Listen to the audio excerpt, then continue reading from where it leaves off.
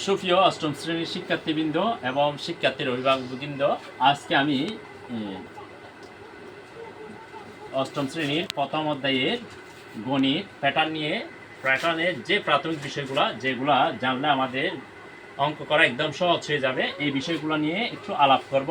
পর্যায়ক্রমে আমি পূর্ব অধ্যায় নিয়ে আলাপ করব। আপনারা যদি আমার সাথে থাকেন সব কিছু সম্পর্কে বিস্তারিত জানতে পারবেন এবং বিনা প্রাইভেটেই প্যাটার্ন সম্পর্কে একটা সুন্দর ধারণা পাওয়ার সম্ভাবনা রয়েছে। তাহলে আমরা আজকে প্যাটার্ন নিয়ে আলাপ করতেছি। তাহলে প্রথমে আমরা জানবো প্যাটার্ন কি। প্যাটার্ন হচ্ছে একটা ধারাবাহিকতা বা নিয়ম, যে কোনো জিনিসকে আমরা দেখার পর একটা নিয়মের মধ্যে এনে পরবর্তী জিনিসটা কি হবে বা এটা কেমন হবে সেটা জানতে পারবো। আমাদের এই যে আমরা যখন একটা বিষয় দেখি যে যে কোনো জিনিসের নির্ধারিত একটা নিয়ম আছে, যেমন আমরা যদি সে দেখি জামা কাপড়, একজন ছেলের বয়স বললে দোকানদার সহজে ওনার জন্য জামা বাহির করে দিতে পারে। আমরা দেখলে যে কোনো কোম্পানির যে কোনো ব্র্যান্ডের এম হোক, এক্সেল হোক, ডাবল এক্সেল হোক, এই যে একটা নির্দিষ্ট নিয়মের মধ্যে এক্সেলের সাইজ কত, ডাবল এক্সেলের সাইজ কত, মানে একটা নিয়ম আছে। তেমনি জুতোর ক্ষেত্রে গিয়েও বয়স নির্ধারণ, আমরা যখন বয়স অনুযায়ী বলে আমাদের জুতোর নাম্বারটা বলবো, তাহলে যে কোনো ব্র্যান্ডের যে কোনো কোম্পানির যে কোনো একদম রাস্তার লেভেলের হোক, ওরাও কিন্তু একই সাইজের জুতো আমাদেরকে দিতে পারবে। তাহলে এই বিষয়টা আমরা কিভাবে পারি, এটা হচ্ছে মানে যে কোনো প্রত্যেকটা জিনিসের একটা নিয়ম আছে, এই নিয়মটাকে মূলত বলা হয় প্যাটার্ন। তাহলে এই প্যাটার্ন সম্পর্কে একটা ছোট্ট গল্প আছে, আমি গল্প দিয়ে প্যাটার্নের কাজটা শুরু করতে যাচ্ছি। তাহলে যে কাজটা হচ্ছে সেটা হচ্ছে সম্ভবত 1785 সালের দিকে তৃতীয় শ্রেণীর একজন ছাত্র, সে খুবই মেধাবী এবং চতুর প্রকৃতির ছিল। সে তার বাবার যাবতীয় হিসাব নিকাশ সে করে দিত। তো সে একদিন তৃতীয় শ্রেণীতে তার ক্লাসে যাওয়ার পর স্যার একটা কাজ দিয়ে স্যার একটু ঘুমানোর চেষ্টা চিন্তা করছে। তো স্যার ছাত্রদেরকে একটু কঠিন ধরনের কাজ দিছে, তৃতীয় শ্রেণীর ছাত্রদের জন্য স্বভাবত কঠিন। স্যার বললো যে তোমরা এই যোগফলটা বাহির করে দাও, 1 + 2 + 3 + 4 + 5, এরকম 1 থেকে 100 পর্যন্ত সংখ্যাগুলোর যোগফল বাহির করতে দিয়ে স্যার একটু ঘুমানোর চিন্তা ভাবনা করলো। তো স্যার গিয়ে তার আসনে বসে একটু ঘুমানোর চেষ্টা করার আগ মুহূর্তে ওই ছাত্র, ওনার নাম হচ্ছে গাউস, উনি বলল স্যার আমার যোগ করা শেষ। স্যার তো অবাক, কারণ তখন তো এরকম আধুনিক প্রযুক্তিও ছিল না, কোনো হিসাব নিকাশের যন্ত্র ছিল না। তাহলে এই ছাত্র এত তাড়াতাড়ি কিভাবে মানে এতগুলা সংখ্যার যোগফল বাহির করলো। তো উনি যে কাজটা করছে, ওই কাজটা হচ্ছে কি একটু আমরা দেখব, এবং এটা আমাদের খুবই প্রয়োজনীয়। এটা জানলে আমাদের অনেক প্রায় 40 বা আরও বেশি কাজ আমাদের কাছে শেষ হয়ে যাবে। তাহলে উনি কি করছিল, উনি করছিলেন কি প্রথম সংখ্যা আর শেষ সংখ্যা যোগ। তাহলে এখন এই দুটো যোগ করলে কত হয়? 101। তাহলে প্রথম সংখ্যা আর শেষ সংখ্যার যোগফল হচ্ছে 101। Very good. এরপর গিয়ে সে কি করছে, দ্বিতীয় সংখ্যা আর 100 এর আগের সংখ্যা কত? 99। এই দুটো যোগ করলে কত হয়? 101। Very good. তাহলে এরপর যদি আমরা এটা করি 98, হ্যাঁ, তাহলে 3 আর 98 যোগ করলে 101। তাহলে সব সময় আমরা এই যোগ করলে প্রথম সংখ্যা শেষ সংখ্যা বা দ্বিতীয় সংখ্যা আর এখানকার শেষের আগের সংখ্যা যোগ করলে যোগফল একই হয়। তাহলে সে যোগটা কিভাবে করছিল? তাহলে ও এভাবে যোগ করে নাই, ও কি করছে, যোগ বাহির করার একটা সূত্র আবিষ্কার করেছিল, যা আমাদের এই যে স্বাভাবিক সংখ্যার যোগফল নিয়ে সূত্রকে প্রমাণ বা ইয়া করার জন্য খুবই সহায়ক। তাহলে ও কি করছে, 1 আর 100 যোগ করলে কত হয়েছে? 101। 101 না? জি স্যার। এখানে কত জোড়া সংখ্যা আছে? 50 জোড়া। Very good. তাহলে এই 50 দিয়ে গুণ করে দিছি। তাহলে 101 আর 50 যোগ করলে গুণ করলে কত হয়? এই 1 থেকে 100 পর্যন্ত সংখ্যার যোগফল বাহির হয়ে আসে। তাহলে আমরা গুণ তো করতে জানি, তাহলে গুণ করতে গিয়ে আমরা কি করব, সহজ পদ্ধতিতে গুণ করতে গেলেও 101 আর 5 গুণ করে দিব। 5 একে 5, 5 এ 0 0, 5 একে 5, 0 একটা বাদ দিছিলাম, ওইটা বসাই দিচ্ছি। তাহলে কত হয়েছে? 5050। Very good. তাহলে এই যে ও সহজ করে মানে স্যারে ঘুমাতে যাওয়ার আগ মুহূর্তে কি করে দিল, যোগটা করে দিল। তাহলে এই যে এই জিনিসটা করতে গিয়ে একটা আমরা যে জিনিসটা পাইছি সেটা হচ্ছে সমষ্টি বা যোগফল নির্ণয় সূত্র, সমষ্টি বা যোগফল নির্ণয় সূত্র বা যোগফল নির্ণয় সূত্র যোগফল নির্ণয় সূত্র নির্ণয়ের সূত্র। তাহলে কি ও ও যেটা করছিল সেটা হচ্ছে প্রথম সংখ্যা হ্যাঁ যোগ শেষ সংখ্যা হ্যাঁ তারপর গুণ জোড়া, মানে যত জোড়া আছে। হ্যাঁ। তাহলে আমরা কিন্তু করব কি এখানে জোড়াটাকেও নিয়ে আসবো। তাহলে সূত্র কি প্রথম, হ্যাঁ ভেরি গুড, প্রথম পদ যোগ যোগ শেষ পদ, হ্যাঁ গুণ গুণ পদ সংখ্যা। সংখ্যা। তাহলে পদ সংখ্যা মানে এখানে আমরা 100 পর্যন্ত নিয়ে ফেলছি। জি স্যার। ও কিন্তু 50 জোড়া নিছিল, সেই জন্য আমরা এখানে এটাকে কি দিয়ে ভাগ করে দিব? 2 দিয়ে স্যার। তাহলে কত দিয়ে? 2 2 দিয়ে। দিয়ে। এটা হচ্ছে কি যোগফল বা সমষ্টি নির্ণয়ের সূত্র সূত্র, ঠিক আছে? জি, স্যার। তাহলে আমাদের এই জিনিসটা জানলে আমি বলছি 40% পর্যন্ত কাজ আমাদের কি হইলো শেষ হয়ে গেল। এরপরে গিয়ে আমাদের আরেকটা জিনিস জানতে হবে, এই যে প্যাটার্ন বা নিয়ম, যে কোনো জিনিস জি স্যার। একটা নির্ধারিত নিয়মে থাকে, এটাকে আমরা বীজগণিত রাশির মাধ্যমে প্রকাশ করতে পারি।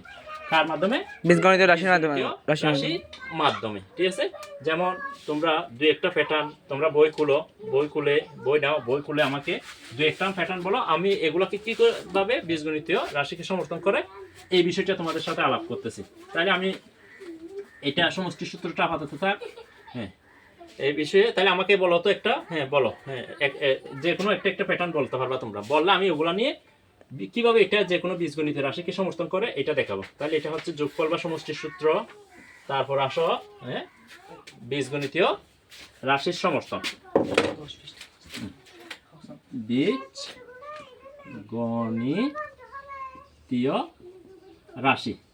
জি স্যার। তাহলে বীজগণিতীয় রাশিতে প্রকাশ করতে গেলে আমাদের পার্থক্যটা লাগবে। তাহলে একটা বলো তো, হ্যাঁ 5, 13, 5 ভেরি গুড, 13 21, 29, 21 29 38, 37। তাহলে এখন আমরা যখন এটা হচ্ছে একটা কি সংখ্যা প্যাটার্ন, হ্যাঁ। এই সংখ্যা জি, স্যার। প্যাটার্নটাকে যখন আমরা করতে যাব প্রথমে পার্থক্য, এরপরে আর একটা প্যাটার্ন আছে ফিবোনাকি সংখ্যার একটা প্যাটার্ন আছে, এটা অন্য নিয়ম, এটা আমি ইয়াতে যাচ্ছি। তাহলে এখন আমরা পার্থক্যটা বাহির করব। 13 আর 5 এর মধ্যে ব্যবধান কত? 8, 8 ভেরি গুড। 21 আর 13 ব্যবধান কত? 8, 8 29 আর 21 ব্যবধান কত? 8 তাহলে প্রতিবার পার্থক্য কত হচ্ছে? 8 স্যার। 8 হচ্ছে। প্রতিবার স্যার। পার্থক্য 8 না? জি স্যার। আমরা যখন এই জিনিসটা করতে যাব তাহলে আমাদের যে কাজটা করতে হবে, আমরা সব সময় 8 গুণ ক, মানে এটা 8 ক, মানে সব সময় এটাকে কতম পদের মাধ্যমে বাহির করব। জি স্যার। তাহলে এখন দেখো তো 8 আমরা যদি 8 কে 1 দিয়ে গুণ করি কত হবে? 8 কে 8। তাহলে আমাদের প্রথম পদ আছে কত? 5, 5। তাহলে আমরা 8 থেকে কত বিয়োগ করলে 5 হয়? 3, 3। ঠিক আছে? একইভাবে যদি আমরা 13, তাহলে কত? 8 গুণ কত? 13 2। 2 তাহলে 8 দুগুণে কত? 16 16 16 থেকে 3 গেলে 13 স্যার। 13। হ্যাঁ, জি স্যার। একইভাবে আমরা যদি 21 হিসাব করি, তাহলে আমি সমষ্টির সূত্রটা মুছে ফেলতেছি। জি স্যার। এটা হিসাব করি তাহলে কত হবে? 8 গুণ 3, 3 আর 24, 24 থেকে 3 গেলে 21। তাহলে এটা এভাবে আমরা কি করব? পার্থক্য নির্ণয় তার সাথে করব, স্যার। কতম পদ। হ্যাঁ, তাহলে আমাকে আরেকটা পদ বলো তো। আচ্ছা তুমি এবার তুমি বলো একটা দেখি। তাহলে এটা, হ্যাঁ তাহলে এটা বীজগণিত রাশি কি? 8 ক বিয়োগ 3। হ্যাঁ, এই জিনিসগুলো আমরা কিন্তু আবার ওই নবম শ্রেণীতে গিয়ে ধারা হিসেবে করব, সমান্তর ধারা এটা, তখন n তম পদ a plus n minus 1 into D এইরকম। হ্যাঁ, তাহলে এবার বলো তো, হ্যাঁ তুমি 3 3, হ্যাঁ 6 6 9 9 12 12 15 15। জি স্যার। তাহলে এটা এইভাবে আছে। তাহলে এখন আমরা যখন এটাকে করতে যাব তাহলে আমরা এখানেও পার্থক্য প্রতিবার কত করে পাচ্ছি? 3 ঠিক স্যার। আছে 3 স্যার। 3। হ্যাঁ জি স্যার। 3 না, একদম সহজ হিসাব। তাহলে আমরা কি লিখবো? 3 ক। তাহলে প্রথম পদ হলে 3 গুণ 1 সমান কত? 3 তারপর দ্বিতীয় পদ হলে 3 গুণ 2 2 সমান কত? 6 তৃতীয় পদ হলে 3 গুণ 3 হ্যাঁ, এইভাবে আমরা যে কোনো জিনিস বাহির করতে পারি। জি তাহলে স্যার। এরকম যদি আমরা এরকম লিখতে পারতাম 3 5 7 9 বা আরো বিভিন্ন ব্যবধানে লিখতে পারতাম, হ্যাঁ 11 ডট ডট এইভাবে। তাহলে এখানে পার্থক্য কত? 2। 2 পার্থক্য কত? 2। 2 পার্থক্য কত দুই। 2 পার্থক্য কত 2 তাহলে এভাবে যদি আমরা লিখি তাহলে এটাকে কি লিখবো 2 ক তাহলে 2 ক 2 গুণ 1 তাহলে কত 2 কে 2 এটা কত 3 তাহলে আমরা কত যোগ করে দিব 1 হ্যাঁ জি স্যার জি স্যার তাহলে এরপর আমরা যদি এখানে কি ধরি দ্বিতীয় পদ 2 গুণ 2 যোগ কত 1 তৃতীয় পদ হলে 2 গুণ 3 3 দুগুণ 6 6 আর একে 7 সাত। অর্থাৎ এই যে কোনো আমরা এরকম সংখ্যা প্যাটার্নকে বীজগণিতের রাশির মাধ্যমে প্রকাশ করতে পারি তাহলে এটা মনে করো এটা 8 ক প্রথমটা 8 ক বিয়োগ 3 দ্বিতীয়টা 3 ক এরপরটা হচ্ছে 2 ক যোগ 1 হ্যাঁ এভাবে আমরা বা এরকমও হয় বর্গ হয় হ্যাঁ তাহলে এভাবে বিভিন্নভাবে আমাদেরকে পার্থক্যের সাথে হিসাব করে এটাকে বীজগণিতের রাশির মাধ্যমে প্রকাশ করতে হবে তাহলে আমরা স্যার। দুটো জিনিস শিখলাম একটা হচ্ছে যে কোনো পদকে রাশিকে কি করা বীজগণিতের রাশির মাধ্যমে প্রকাশ করা প্রকাশ আরেকটা হচ্ছে সমষ্টি জি স্যার হ্যাঁ এরপর আমাদের এই চ্যাপ্টারে আরো কিছু জিনিস জানা দরকার কি কি জানা দরকার মৌলিক সংখ্যা জানা দরকার জি স্যার তারপর বর্গ এবং বর্গমূল জানা দরকার তারপর ম্যাজিক বর্গ জানা দরকার ভেরি গুড হ্যাঁ এই যে অনেক জিনিস আছে আমরা পর্যায়ক্রমে এগুলা নিয়ে আলাপ করব তাহলে আমি এখন একটু মৌলিক সংখ্যাটা কি এটা নিয়ে আলাপ করতেছি তাহলে মৌলিক সংখ্যা হচ্ছে যে সংখ্যাকে ভাঙলে বা বিশ্লেষণ করলে এক এবং ওই সংখ্যাটা ছাড়া আর কোনো সংখ্যা পাওয়া যায় না ঠিক আছে ওইটা হচ্ছে কি মৌলিক সংখ্যা আর যে সংখ্যাকে একাধিক সংখ্যা ভাগ করা যায় তাকে বলা হয় যৌগিক সংখ্যা বা অমৌলিক সংখ্যা জি স্যার তাহলে এখন আমরা যখন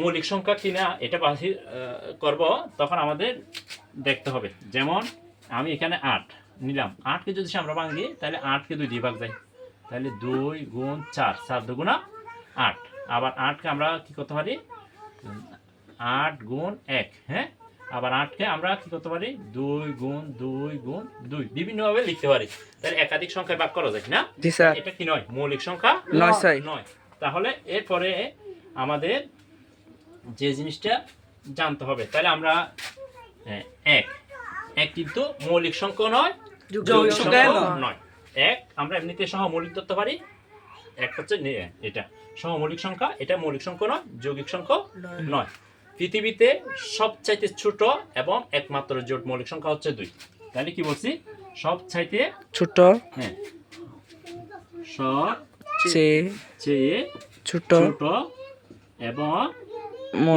মৌলিক এবং একমাত্র জোট জোট সংখ্যা এবং এক মাত্র মাত্র জোট জোট সংখ্যা মৌলিক সংখ্যা জোট মৌলিক সংখ্যা হ্যাঁ মৌলিক সংখ্যা সংখ্যা 2 হলো 2 স্যার 2 এটা মনে রাখবা জি স্যার 2 ব্যতীত আর কোনো জোট সংখ্যা কি নয় মৌলিক সংখ্যা নয়। নয় ঠিক আছে হ্যাঁ, জি, স্যার। এই মৌলিক সংখ্যা বাহির করার অনেকগুলো পদ্ধতি আছে তোমাদের অষ্টম শ্রেণীর বইতে যে জিনিসটা আছে সেটা হচ্ছে ইরাটোস্থেনিস ছাঁকনির সাহায্যে একটা মৌলিক সংখ্যা বাহির করার সূত্র আছে তাহলে এটা আমরা কিভাবে বাহির করি প্রথমে একটা আমরা মৌলিক সংখ্যা বাছাই করব জি স্যার প্রথমে একটা আমরা কি বাহির করব মৌলিক সংখ্যা। মৌলিক সংখ্যা তারপর এর গুণিতক জি, তোমরা স্যার। গুণিতক চিনো জি স্যার জি স্যার গুণিতক কি লঘিষ্ঠ সাধারণ তাহলে গুণিতক হচ্ছে কোন সংখ্যাকে অর্থাৎ কি যতগুলো সংখ্যা কি পাওয়া যায় অর্থাৎ আমরা যখন 2 নিব তাহলে 2 এর গুণিতক হচ্ছে 4 4 তারপর কি 4 এর গুণিতক 16 6 হ্যাঁ 8 অর্থাৎ এই যে সংখ্যা স্যার। নিব ওই সংখ্যা দিয়া পৃথিবীর যতগুলো সংখ্যাকে ভাগ যায় সবগুলো হচ্ছে ওই সংখ্যার গুণিতক জি স্যার কি বলছি যে সংখ্যার গুণিতক বাহির করব ওই সংখ্যা দিয়ে পৃথিবীর যতগুলো সংখ্যাকে সংখ্যাকে ভাগ যায় যায় সবগুলো গুণিতক গুণিতক। হচ্ছে অসীম জি স্যার গুণিতক হচ্ছে কি অসীম অসীম তাহলে আমরা গুণিতক নিব ঠিক আছে এটা হচ্ছে কি ইরাটোস্থেনিস ছাঁকনির সাহায্যে কি করা মৌলিক সংখ্যা নির্ণয় করার একটা কৌশল কৌশল হ্যাঁ তাহলে আবার গুণনীয়ক হচ্ছে যতগুলো সংখ্যা তাহলে গুণনীয়ক সীমিত একটা নির্ধারিত আছে কিন্তু গুণিতক অসীম তাহলে আমি এখন একটু ছোট্ট করে দেখাচ্ছি কিভাবে আমরা ইরাটোস্থেনিস ছাঁকনির সাহায্যে মৌলিক সংখ্যা বাহির করব তাহলে আমি একটা গড় করলাম মানে এখানে যতটা গড় হবে ততটা এমনিতে আমাদের বইয়ে 100 পর্যন্ত আছে তোমরা নিজেরাই 100 পর্যন্ত চেষ্টা করবা ঠিক আছে আমি এখানে 100 পর্যন্ত না কতগুলো দেখাচ্ছি তাহলে 1 2 3 4 5 6 7 8 9 10 11 12 13 14 15 16 17 18 19 20 21 22 23 24 আচ্ছা, আপাতত আমরা জি 24 স্যার পর্যন্ত বাহির করলাম। জি স্যার বা আরেকটা লাইন করি, আরেকটু তাহলে আরেকটু করলে ভালো হয়। তাহলে কত 25 26 27 28 28 29 30 পর্যন্ত দেখাচ্ছে। জি স্যার তাহলে প্রথমে আমি বলছি এক কি নয়, মৌলিক সংখ্যা নয়, যৌগিক সংখ্যা নয় স্যার সংখ্যা নয় স্যার ঠিক আছে। তাহলে সবচেয়ে ছোট এবং একমাত্র জোট মৌলিক সংখ্যা হচ্ছে কত 2, 2 ঠিক আছে। এখন আমরা 2 এর গুণিতকগুলো কাটবো। জি স্যার তাই 2 এর গুণিতক কি কি আছে? 4 4, জি স্যার 6 6 8 8 10 10 12 14 14 16 16 18 18 19 না 20 20 22 24 26 28 30, না 30 ঠিক আছে? 30 হ্যাঁ, তাহলে এখন আমরা 3, এবার 3 এর গুণিতকগুলো নিব। জি স্যার তাহলে 3 6 9 12 15 21 23 নাই 27 আর নাই। না স্যার হ্যাঁ, এবার 5 এর নিব। 5 10 10 কেটে ফেলছি স্যার 15 20 25 জি স্যার 30 কাটা হয়ে গেছে। জি স্যার তারপর 7 না জি স্যার 7 7 দুগুণা 14 14 3 7 21 4 7 28 কাটা শেষ। হ্যাঁ, তাহলে 8 9 10 11 11 কত 11 কে 11 11 11 11 দুগুণা 22 22 3 11 33। হ্যাঁ, 33 জানি স্যার তাহলে 13 13 13 দুগুণা 26 3 13 39 আমরা অতটুকু লিখি নাই। জি স্যার হ্যাঁ, তাহলে এরপর 17 17 দুগুণা 34 অতটুকু লিখি নাই। জি তাহলে স্যার। 19 আর লিখি নাই। যেহেতু আমরা তাহলে এখন 1 থেকে 30 এর মধ্যে কয়টা মৌলিক সংখ্যা পাইলাম? এটা কিন্তু মৌলিক সংখ্যা নয়, জি স্যার আবার যৌগিক সংখ্যা নয়। নয় স্যার হ্যাঁ, তাহলে কত 2 1টা 2টা 3টা 3টা 4টা 5টা 6টা 7টা 8টা 9টা, টা ঠিক আছে? জি স্যার। কয়টা পাইলাম? 9টা স্যার 9টা। 1টা 2টা 3টা 4টা 5টা 6টা 7টা 8টা 9টা। 9টা তাহলে এইভাবে তোমরা 1 থেকে 100 পর্যন্ত বাহির করবা মৌলিক সংখ্যা, এবং আলাদা আলাদা করবা। 1 থেকে 10 এর মধ্যে কয়টা মৌলিক সংখ্যা আছে, তারপর 10 থেকে 20 এর মধ্যে কয়টা মৌলিক সংখ্যা আছে, এইভাবে 100 পর্যন্ত বাহির করে আলাদা করে করে একটা সারণী করে ফেলবা নিজেরা।